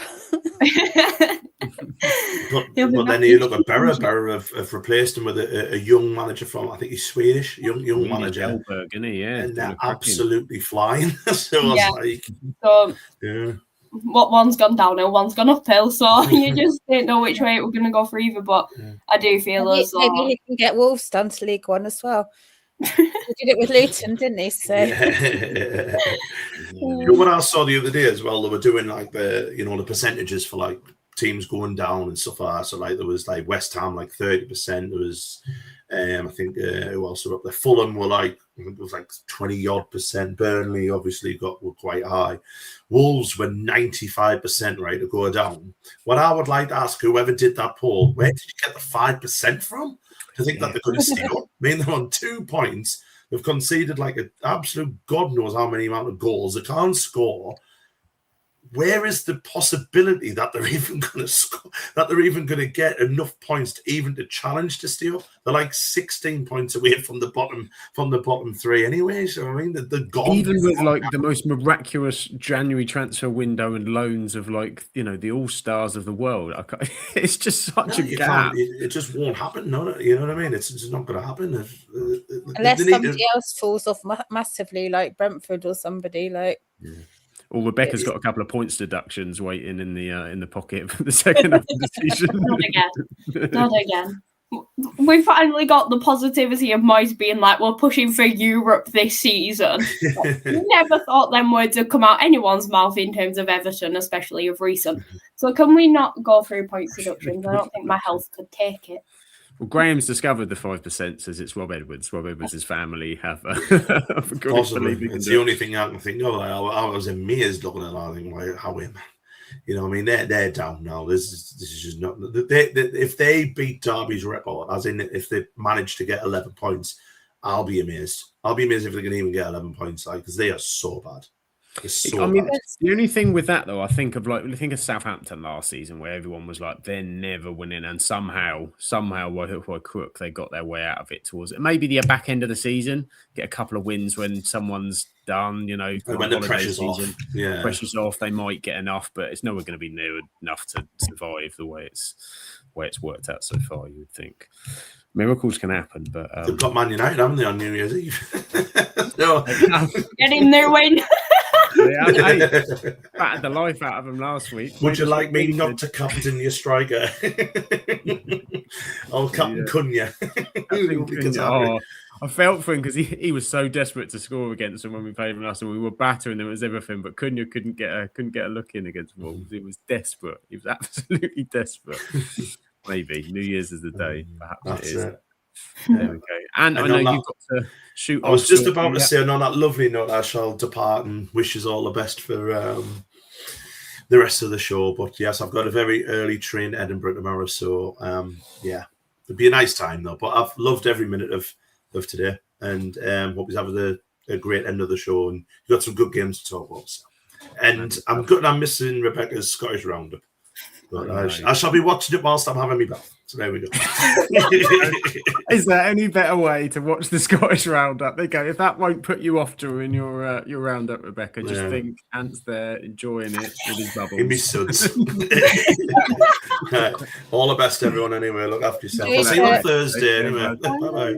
See you later. Go right, couple more games we've got left to talk about, not too many. What's the one I wanted to bring up here? I wanted to bring this one up. I don't know why we've got it as a ticker, but we'll have it as a ticker. Why not? Let's have it as a ticker. It's fun, doesn't it? It's like Thomas the Frank Engine just screaming across the bottom, but the Thomas the Frank Engine's not doing so well. However, what do you think? Tottenham fans are starting to get a bit frustrated and fed up with what's going on there. They're not performing particularly well. They were not performing particularly well at home, but that was a pretty pathetic performance, and they got battered by Forest. Really was, yeah. I mean, Forest isn't doing particularly well this year, is it? So for them to get battered by Forest is really not a great showing. And I think they're rightly concerned about Frank's methods. Obviously, it worked at Brentford. He did really well there. So I don't quite know what's gone on. Perhaps it's just different personalities, and the makeup of the team, and who knows. I think there's been criticism of his being quite pragmatic, I think, in certain times, that they feel that he should be letting them off the handle a little bit more, which is ironic because that's all Ange ever did, was kind of the other way. So I think this is always a problem. You get like a Maverick manager one way and then trying to sort of bring it back the other way. It's difficult. And I just think that some of the players that they've brought in are not quite consistent enough yet. Xavi Simons, he had a good game the other week, but then he dropped off. They're missing Maddison massively, I think, in that team as well. And again, I'm pretty sure Spurs have got quite a few players going on AFCON as well. So I would imagine it's Edison and Son's gone last summer, didn't he? So. Obviously, yeah, they've lost a lot of experience in that team too. So Vicario, I think, has been really disappointing what I've seen of him this season as well. He seems another goalkeeper that's under a lot of pressure as well. Graham says, how many managers does it take to realise Spurs issues aren't just manager related? They can't all be that bad. I think they're saying that they need to.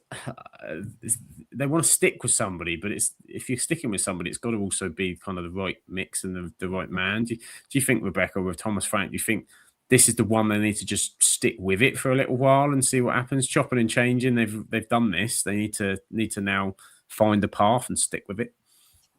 Yeah, I feel as though if they are to just keep swapping and changing, they're never going to get the continuum and the momentum building with the manager, because at the end of the day, the manager is just inheriting what the previous ones got, so they're not having time to be able to make the team their own and rebuild and try and have the impact that they want. So I do feel as though they do need to stick with Thomas Frank, and we all know what he was able to do with Brentford.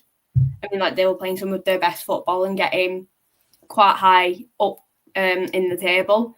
So I feel as though once he's got more of his mark on this team, he will be able to be right, this is where we can get to and this is where I will get them to. So I feel as though they do need to stick with him because Graham said, not all of the issues can be pointed at the manager. Like you said, they have been hit with injuries. There are little things going on, and the selling of Son, that was always going to be a massive, have a massive impact on them. So I do feel as though it is going to be a bit of a slower rebuild, but I do feel as though Thomas Frank will be the one that gets them to where they want to be. Maybe not straight away, but I feel as though let him have January, get some players in and just make his mark on this Tottenham side. And I do feel as though it could be what they want, but they just need to give it time and not just be right, if we're not top 6 or wherever at end of season, he's gone. And I feel as though we'll just be sat in the exact same spot next season saying they need to stick with the manager because it's just not going to work. Yeah, it seems to be the same. And I think, let's not forget, they finished, they were awful last season in the league. They were finished, was it 16th they were in the end? Yeah. I think it was terrible. The Europa League obviously papered over a lot of kind of those cracks for them. But, to suddenly get that consistency in the league isn't easy. As David said, they can't blame Levy now either. I think he's left and kind of moved aside, hasn't he? There's been some changes behind, and that always takes a while to kind of reset. And Sean says, Thomas the Frank engine has been derailed. It's derailed at the moment. Yeah, it's a tough one. Do you think, Heather, some of it as well is, I suppose, the scrutiny at Brentford's are very different as well to Spurs and the expectation. Do you think that's some of it as well, that he's doing what he's doing? It's just taking time to get consistency out of that. Possibly, and when we were on the Her Game 2 chat, we've obviously got found some different teams on there, and the Brentford fan was like, well, he was exactly the same when he first came to Brentford. You have just got to give him time because he is a really good manager. But the same with Andoni. Managers take time to get their system into teams, don't they? The first 9 games that we had him, he lost or we didn't win. I don't know if we had any draws. No, I think he actually lost all of them. And people were like, "Oh no, this isn't working. This isn't working." But you do have to just give it a bit of time, really, I think, and they need to stick with him for at least a year. And I don't think chopping and changing really works. We've seen it with other teams as well, haven't we? They just think that sacking the manager is just the answer, and it clearly isn't. There's deeper issues there.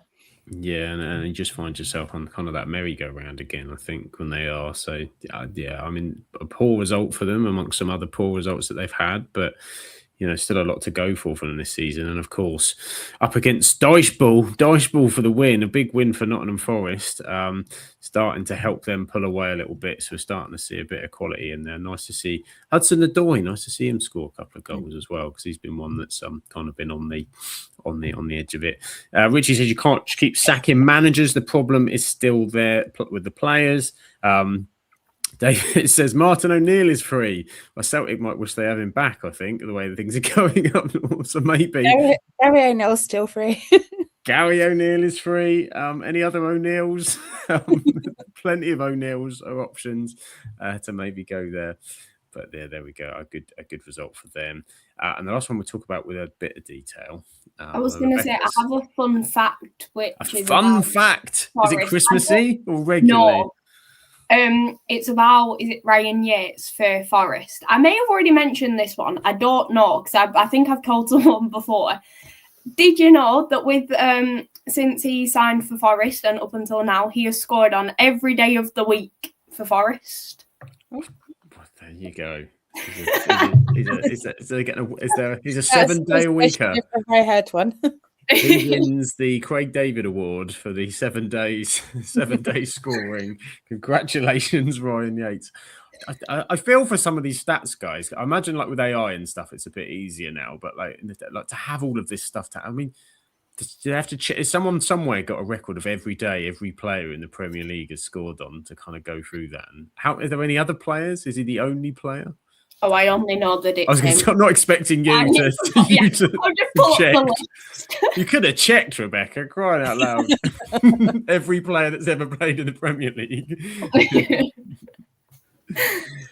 Shocking. Grimmy said, I keep saying Grimmy. I know it's Graham, but it's because it's the Grummy, and obviously with our Grimmy. But Spurs are in Premier League purgatory right now, and Sean says Big Sam is available. He's podcasting. He's a podcaster now. It's Big Sam. That's where that's where all these legendary managers are hanging out at the moment. But we'll move to one more game. We'll talk about in a bit of detail. West Ham 2, Aston Villa 3. The Morgan Rogers show kind of rails on. Aston Villa win again. Is it like 10 in 11 now? It's absolutely insane. I've 9 or 10, yeah. Yeah, an incredible run that they're on. I think we mentioned it again last week. And important for them. How important was it for them, Heather, to follow up beating Arsenal with a win the following week as well to almost solidify title chances? They're very close to being second, aren't they? Or are they second now? I can't remember. They're third, but it's within 3 points, isn't it? Yeah, it is really tight. It's really tight, and they honestly do think they could do it. Probably it's going to be City, isn't it? Let's face it. Because they seem to do this when they want to win the title. It's almost like last year they were like, "Oh no, I'm bored of that now. Have a year off." have a year off from winning everything. And then the year before that, when they did win everything, they sort of did this sort of phase where they were quiet for a bit, and then they're like, "Oh, we're just turning it on now," and that's what they can seem to do. But I really would wish that Villa would win it, because it would be nice to see somebody else. It'd be. I think it would be for them even to be in that conversation at the minute, considering the start that they had and the fact that the PSR restrictions that they had to be able to do what they wanted to do in the transfer window, brought in what they did. There was a bit of pressure on Emery after August, because it was a really poor start, and just to be in that kind of to be playing the free football they're playing again, and I mean they've got. How much of a special talent is Morgan Rogers? I mean, and how lucky are we that he's English? Keep that man fit for the summer, please. I mean, as I said to you, we had him, and unfortunately it was under Scott Parker. He came on, scored 1 goal at Luton away, and that was literally all he did. We thought he was rubbish, so we let him go. And I think he went to somewhere in the Championship or something next. Yeah, Borough. He went to Borough and had a really good. And he didn't really rip up trees there either. And then when he's gone to Villa, we've said to our Villa friends, "Oh, don't know why you've bought him. He's really not very good." And yeah, they seem to have turned it around for him, which is, really good. And they all love him, so I'm happy for him. But just wish we'd kept him and made the most out of him. But sometimes probably I was looking at his age as well, I suppose, development and probably some of that and consistency. So I think he was only like 21 when we had him or something. And I know he sort of really broke through with that Middlesbrough look. But he just looks so free and he's scoring such clever goals. And Villa are just they're a good team to watch. They're a well run side. Emery is very detailed. Like everything I've read about Emery is that he's literally a study kind of manager and no stone is unturned kind of thing. And he obviously is very good at getting that message across. Because I find sometimes you get those managers, I think, that are so detailed, they almost overload the players with information and detail, but he's very good, I think, at getting that through and getting the key messages across to them because they seem really well prepared for pretty much every game. That's it. And they also have so many dangerous players that if you're playing them, you probably don't know who to mark, because even people like Matty Cash, who's, one of the back four, is scoring quite a lot of goals. So who do you choose to double man? Like other teams, you're like, right, no, Haaland will put 2 men on him because he's just so dangerous, but their entire team is dangerous. Yeah, they got to doing really well, and Victor Lindelof's playing now as well. This is it. They've got all the classics in there. David says they won't finish 4th, maybe 7th. You think 7th? No, they'll be higher than 7th. We've got them winning league at this point. I think this is want. I think we're trying to portray our wants onto what's happening. This is how football should work. It should work the way that we want it. The problem is when we don't all want the same things. That's when it gets difficult, I think, when it conflicts. So I want Villa to do well. However, I'm not particularly looking forward to going there this weekend and expecting to get anything. So considering on their crazy form. And Driti's worried, which is unlike Driti to be worried, but she's worried for West Ham this season. I think they've picked up a bit, though. That was a good performance still, despite the defeat, do you think? They seem to do this every year, though, don't they? They always floating around the relegation zone, and then they pick up towards the middle of the season, and then by the end of it, they're sort of 12th or something. And then there was one year that they actually got into Europe, though, wasn't there? Recently, 2-3 years ago. Yeah, and they're in the Europa, aren't they, this year? Which is obviously Unai Emery's most favoured competition because he's won it about 17 times, got the most ridiculous record. And obviously, West Ham, on a Conference League they won, didn't they, a few years back? So it's kind of gone awry for them. Graham says West Ham are lucky that most seasons there's 3 worse teams than them. Matty Cash is always on the money, says Graham. There you go. Graham is available for your Christmas crackers if you get your requests in ahead of the big day. And Treaty doesn't like how Leeds are above the relegation zone at the minute. Of course, as a Bradford fan, she's hoping for that switch. Relegation wise, Heather, if you were to put your finger on it now, who's your 3? Who's your 3 from what you've seen so far this season? Considering obviously we've seen some changes and people improving. Definitely Wolves. No, I don't believe it. Shocker. I mean, probably 95%. I'd say probably Burnley. Sorry, Dan. And I don't know who the third is. There's the 2 spot for me, yeah. Yeah, up for grabs. I think there's 2 or 3 that could get sucked into it. I wonder whether I know West Ham are doing badly at the moment, but they always seem to escape. It's like Everton have been down there the last few years, and they've always seemed to escape, and now they're a bit further up. So and West Ham have picked up a bit. That loss to Villa, it's only their second loss in 7 games, and Nuno's a good manager. Jared Bowen, I always think if you've got a top player that can score you goals, like a Jared Bowen or somebody, I wouldn't put it past West Ham to try and do stuff in Jan. So I'm still leaning on the Leeds will get dragged back into it. Although Dominic Calvert-Lewin, Rebecca, is like a new man. Who knew if you could keep him fit, he's a goal-scoring prowess. Could take him back? Or are you worried he'll break down as soon as you get him in through the Hill Dickinson Stadium? God knows what would happen. But it's one of them we keep saying. It's great to see him like scoring at Leeds, but we feel as though he could have shot himself in the foot leaving Everton at the time he did. If he'd have been able to stay at Everton, sign the extended contract, look at the delivery that he would have had in the box. He was taught under Carlo Ancelotti one touch, and that was the best season we ever saw from him. The amount of goals he was scoring getting back into the England side. You think the crosses, the deliver, everything from Dewsbury Hall, Illerman and Dye and Jack Grealish.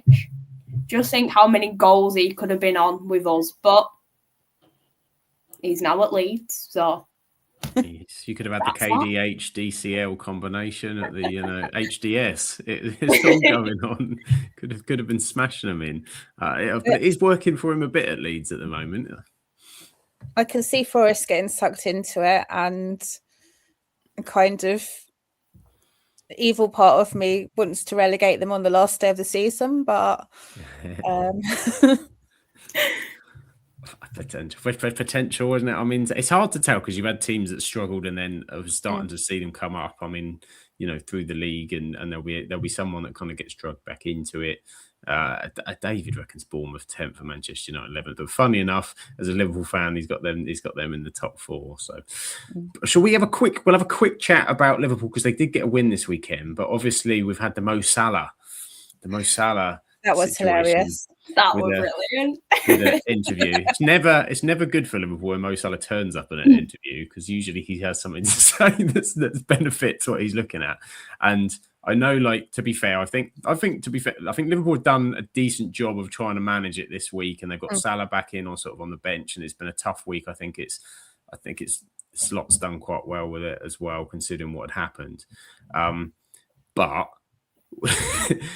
Salah does love a chat when he's out in Egypt, and he does love an interview when he's at AFCON, and he's there for a little while. So, have we heard the end of this? I was thinking it was more the match that was hilarious, because he was desperate to get a goal. I can't remember who it was, but they could have shot and they would probably have scored. But because they knew that it was probably his last game at Anfield, they passed it back to him. He missed. Mm-hmm. And then he had another attempt on goal, which he skied. And I was just laughing my head off. I'm sorry, but it was just like the pure desperation of trying to get a last goal at Anfield. But I know the Liverpool fans, would have loved that. But I don't know. I found it amusing. He got the assist, and he came on, and he did have a decent game, I think, from what I saw of it, and he came on. But I think, it's tough to see how this is all, I think, going to end out, because I think I was saying early in the season, I think Liverpool will be better balanced as a team when he's not there. I think they'll actually have a decent run now, and I think this will then become a bigger problem when he comes back from AFCON, because I think the balance will be better by not having Salah consistently in the team and that noise, etc., and allow them to. I mean, they've got to start playing Ekitike every week. That's the start. That's the first thing. He's been their best player by him and Szoboszlai. And yes, they won the weekend, but I think still Brighton had some chances, and it wasn't vintage. So I think it was the right kind of direction, but still not back. Davis says, "I talks well about Liverpool all the time. I'm the secret fan." When you do a Premier League podcast, you have to cover all the Premier League teams. That's what you discover. So I can't get by. I try to ensure that you have your time with Liverpool if you want to have your comments in the chat. So we do our best. Can't promise Rebecca and I will always be on the positive Liverpool train, but we try, don't we, Rebecca? We try to give a balanced opinion. So what did you make of the Mo Salah shenanigans, shall we call it? Oh, I loved it. Sit back, relax with my cup of tea, just watching it all unfold while Everton were above them in league. It were brilliant. That was before the weekend results. No, it's one of them where taking off my Everton hat, it is a difficult one for Liverpool because, like, at the end of the day, one of your best players is talking against your manager, the fallout from it all and everything. It didn't reflect good on the team or himself. And then for, like, the way that it's an odd one because it's one of them you don't want your players speaking out against your manager at the end of the day because it just shows the unrest that is within the team. There are already issues at Liverpool, so it just added to it. But it's one of them where just keep it going. I'm enjoying it. Becca's looking forward to, as Graham says, Mo Salah live and unplugged, coming to an interviewer near you. Just if it's Piers Morgan, be afraid because there's only one way that interview's going. If you look at the Ronaldo one, so who knows? He might be an AFCON for a while. Just have a constant microphone on him and just see what he says. Yeah, was it? I did like one of the media reporters. I think they were talking to Van Dijk in the media area, and Salah walked past. He goes, "You're not stopping this week, Mo. Not stopping this week." And it was like live off in the Liverpool like press reports, like go, get him out of here. Don't even look. But there we go. Yeah. Again, another saga. We'll see what happens with that one. But good win for Liverpool. And the other games we didn't touch on, I'm just checking because I did have them down somewhere. The games we didn't talk about. There was Brentford 1, Leeds 1. A cracker on a Sunday. Most boring game that I ever did watch. So Jordan Henderson gave them the lead, and then of course Dominic Calvert-Lewin scoring again for 1. Also a point for Leeds, which is a good point for Leeds at Brentford. Brentford don't do that. We did touch on Man City beating Crystal Palace, and then the other one was, of course, Burnley sadly went down 3-2 to Fulham, and Harry Wilson again. I think we spoke about him last week, and then he's at it again. Some guy triple captained him in the podcast league. I mean, fair play to them in the FPL league for that. That's a pick, but playing really well. He is. He's doing incredibly, both for Fulham and for Wales. He is. He's going to be critical, and for Burnley, it's they're plugging away, but it's not.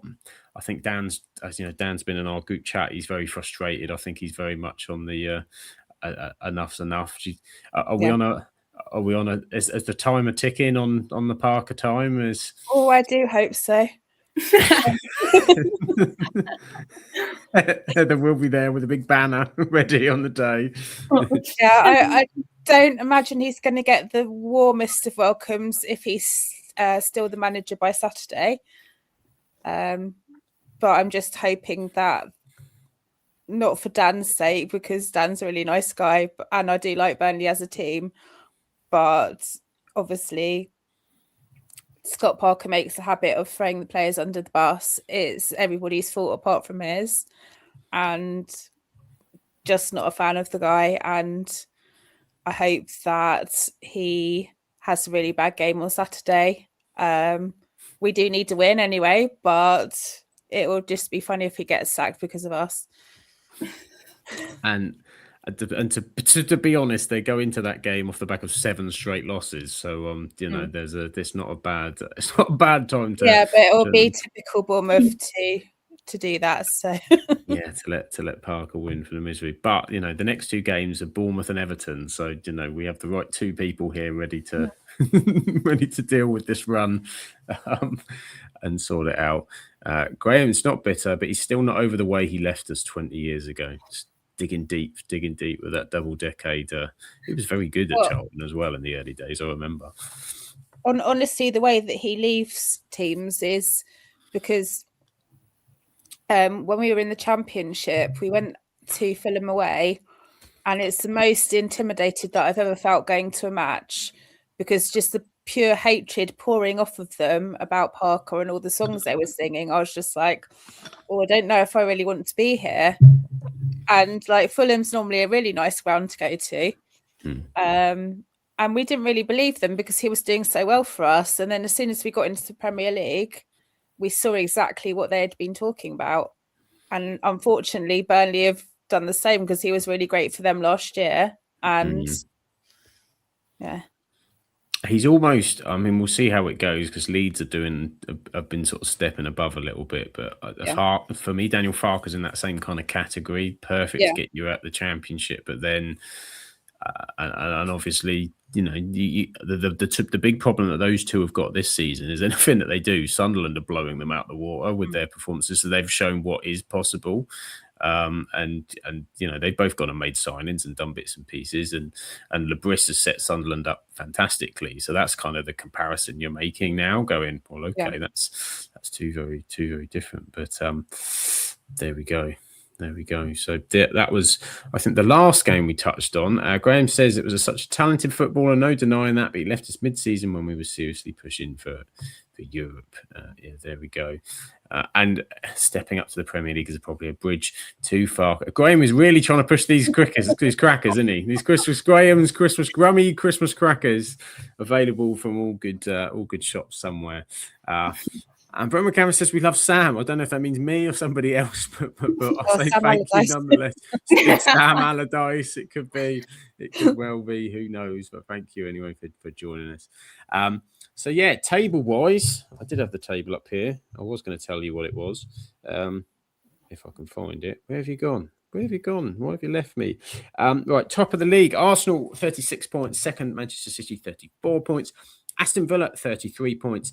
Chelsea then on 28 points at fourth. Crystal Palace in fifth. Manchester United in sixth.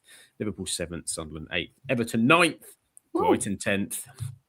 Tottenham 11th. Newcastle 12th. Bournemouth 13th. Fulham 14th. Brentford 15th. Nottingham Forest 16th on 18 points. Leeds 17th on 16 points.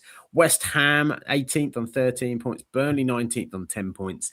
And 20th, of course, Wolves. Just the 2 points. Just 2 points. 2 points. It's not nil points, though. It is 2 points. So we'll see what happens. But goal difference is incredible. It's a bit ropey. It is a bit ropey. It could be better, definitely.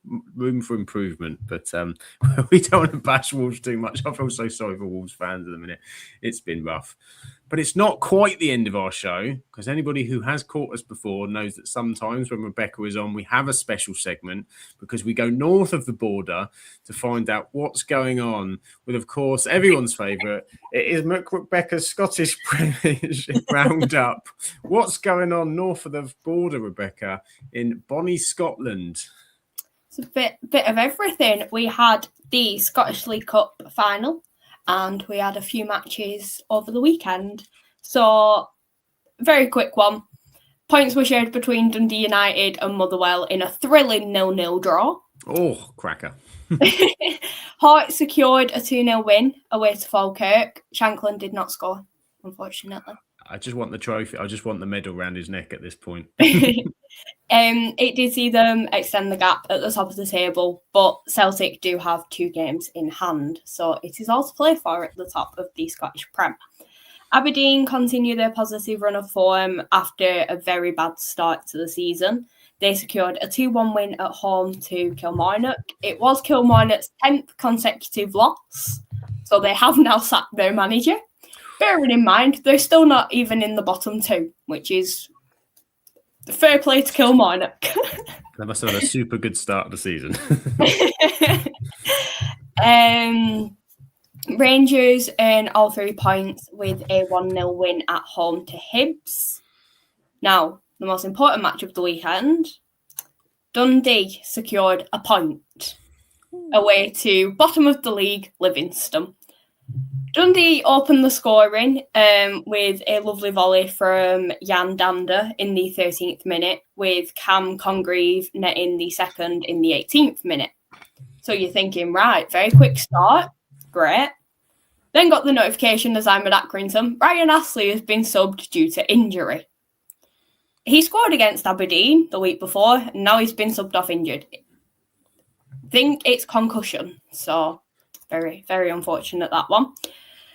But heading into half-time, 2-0 up, thinking, right, we're on for another win here. But it's Dundee. They draw 2-2. It's just great. With goals for Livingston coming in the 64th and 85th minute. They also had a player sent off in the dying seconds. But I think that game just summed up the Dundee season of you finally think you're getting another win. I think they've only got 3 so far this season. And they concede and draw 2-2. So, but we'll take the point, even though we are still within the relegation playoff space. Then, a bit of a shock in the Scottish League Cup. St Mirren were crowned champions after securing a 3-1 win against Celtic. So, well done to St Mirren. Get in St Mirren. I think we're all St Mirren fans on Sunday. Yeah. But yeah, very, very well-deserved win for them. And it is nice seeing someone else lift a trophy other than the usual Celtic and Rangers. So yeah, it was quite an interesting weekend in the Scottish Prem with many more matches to come. And hopefully a Dundee win soon. There is many more matches to come. And yeah, I was just looking at the table and you've got Hearts top at 38 points, but as you said, Celtic with 2 games in hand on 32. That could be the 6th.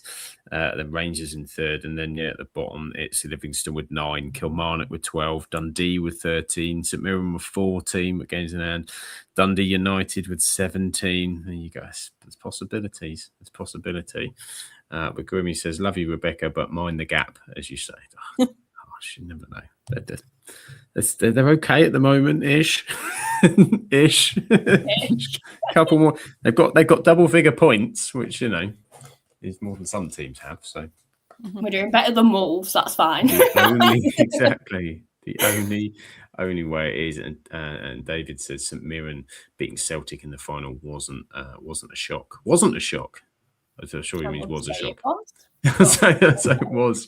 Fair enough. And Graham says Dundee United playing Celtic tomorrow. So there we go. Ooh. I think for once I'd be a Dundee United fan purely just because we want someone other than Celtic to win the league. Yeah, this is it. We're all about Hearts in Rebecca's Scottish Premiership Roundup.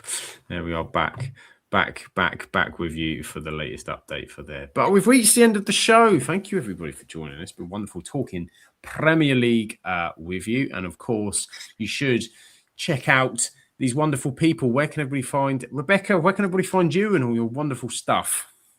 Probably getting distracted by the darts, as we found out today. Absolute darts coming soon. No, we've got the Absolute Scottish show coming before Absolute Darts. Where I'm putting that forward first. Absolutely Scottish darts. Next week. Covers a bit of everything. No, you can find my personal Twitter and TikTok, which is _Rebecca_Shaw_. You can find the Accrington Her Game 2 page at ASFC Her Game 2, in which we do have very exciting things upcoming in January. So that'll be really exciting. You can find any of my content with the official Accrington page covering match days and little fun videos with the players. Wonderful stuff. Do check all of that stuff out. And as Graham says, absolutely McDarts will be coming soon. And Heather, where can everybody find you when you're not travelling up and back the country for Monday night football fixtures? Headhog73 on all of the various different platforms. I don't really do a lot on TikTok, but you can follow me there if you want to. And the other things I chat nonsense on, so enjoy. Happy days. There you go. Plenty to check Heather out on. And you can find me at Sam Absolute FBL on Twitter, TikTok, and I do have some YouTube channels, but prepping that for 2026 because it's Christmas time and there's lots going on at the minute. So we're just getting the podcast stuff all ready for the end of the year. I can excitingly tell you that next week, Grimmy is preparing a quiz. Grimmy is preparing a Christmas quiz. Apparently he said, how many rounds can I have? And I said, as many as you like. So we might be on for a while.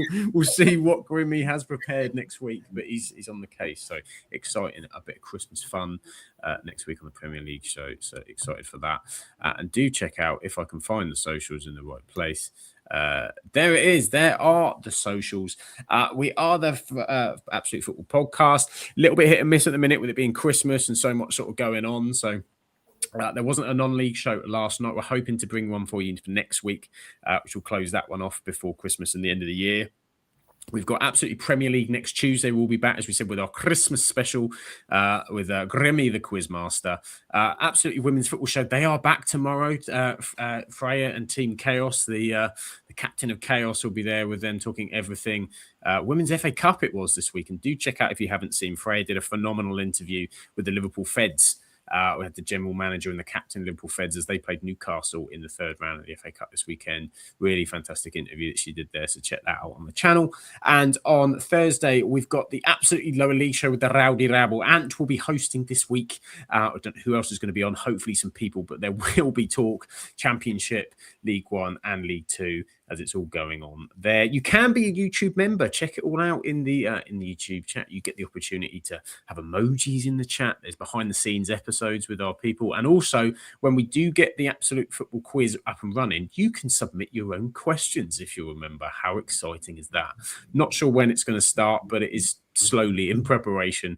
We will get to it. And we are 8:30 live with those on Twitter and Twitter at Absolute Ball Pod, on YouTube and Twitch at Absolute Football Podcast, TikTok Absolute Football Pod, Instagram Absolute Football Podcast _ Blue Sky Absolute Football, and Facebook the Absolute Football Podcast. But thank you as well to everybody in the chat. It wouldn't be the same without you all. Richie says Merry Christmas to you.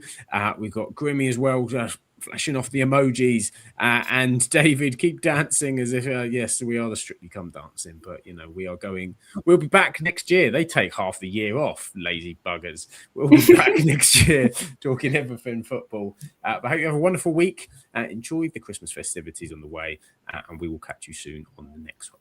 Ciao for now.